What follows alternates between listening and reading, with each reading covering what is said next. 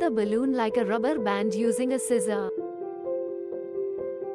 Attach this rubber band to one of the popsicle stick.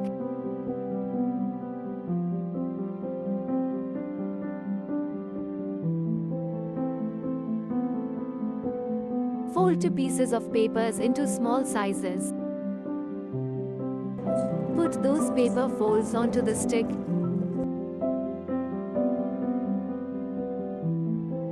Add another popsicle stick over it. Tie both the sticks with two rubber bands at both ends.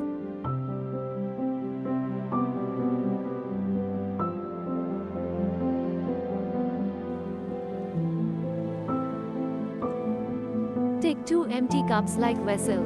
Cut the bottom of two balloons. Take one cut balloon and make it attached to the open side of the cup or glass.